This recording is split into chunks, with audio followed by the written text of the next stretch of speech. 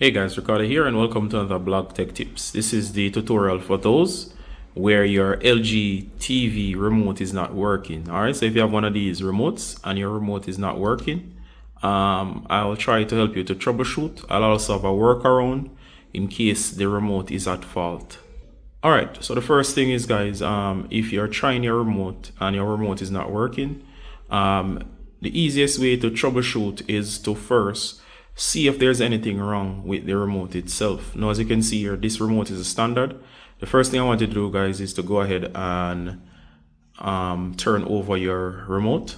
I've already removed the back, and as you can see here, these are the batteries. Now, of course, as it relates to the batteries, make sure that your batteries are new. So if, for example, they have been in the remote for a very long time, they do tend to run down. So if you can get a replacement set, go ahead and switch these out. And of course, I use rechargeable batteries. So what I tend to do after a while, if I think they're going dead, I'll recharge them. So do a replacement, recharge, or whatever is necessary. Now, of course, if you're sure the batteries are good, a quick way to test them would be if you have a second TV, remove these batteries and try those in those TVs, or switch around the batteries in another remote. The idea here is to place the batteries in something else that will help you to figure if it's working. If it works into something else, especially a standard remote or something that requires at least a decent amount of power, it means that they're working. Or if you get a new set. Now, next thing, make sure that the batteries are fixed properly. Now, for example, make sure the orientation is right. Alright, this may seem basic, but of course, you'll be surprised how many times it's just something simple. So as you can see, this is the battery and there are terminals. Now notice there's a join here. You're going to place the battery as the join shows. So for the first compartment here, make sure that your battery is turned this way. You see negative down there and positive here. So if you look on your battery, there's always a join to indicate negative and positive. I'll find it on this one. Alright, so here you go. Notice it shows positive here. And of course, if that's positive, the other end here would be negative. Do forgive me, it is not super clear, but you should be able to see the positive quite clear. If you're doubting, do check the join here that shows the stubbed edge, which is here, down here. Also, what I always do is to make sure that the battery is oriented correctly. So I always make sure that the label is facing up, as seen here. So I'll place this in. Here you go. And they always reverse them. So of course, for this one, the stub end up there, which is positive, does go that way, and I always turn to the correct orientation. So what I'll do is that, and of course I'll close up the back. Once you have done that, go ahead and test your remote, or test your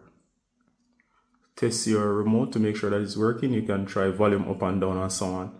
Alright, so if that doesn't work, sometimes the issue itself is not the entire remote. For example, with this version here, I found that over time that one of the buttons went dead. So in my case, what would have happened was that somebody had used this remote to the point where they had accidentally broken the power button. So what would happen is that I can never turn on the TV or turn it off using the button here, but I find that every other button actually works. So what we have to do is to first manually turn on the TV. You'll place your hand here. There's usually a hidden button down here. And what I do is to go ahead and turn off or turn on the TV.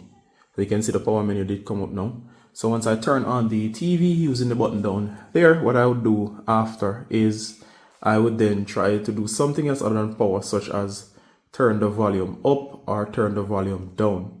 And what I find is that sometimes it's a single button that's not working. Now, a workaround would be to, alright, so the workaround would be to get a phone. Everybody has a phone. Go to your app store. Once you're in the app store, you're going to search for this app. It's from LG Electronics. It's called LG ThinQ, if you have a ThinQ TV, that is.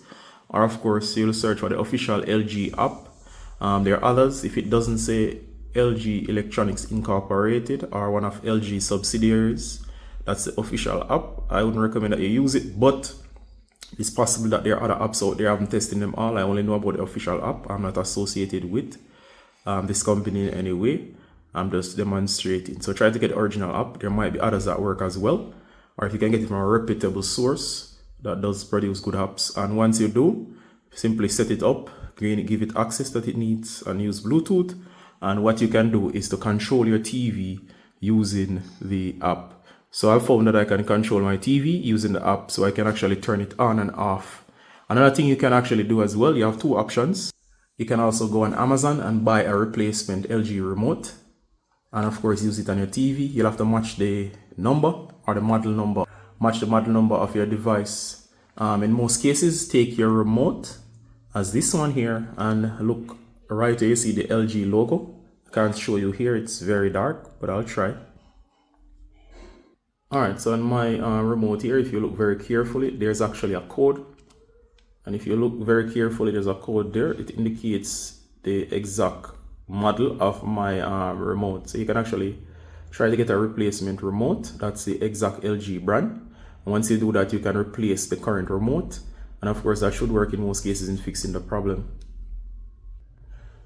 If all else fails, guys, you can try also a universal remote, meaning aftermarket like RCA or some other remote.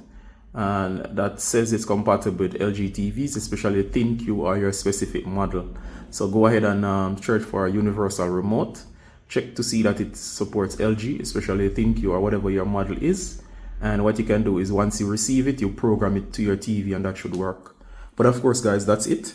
Most times it's either that there's a battery issue, or of course the remote might be partially damaged or fully damaged and you need a replacement.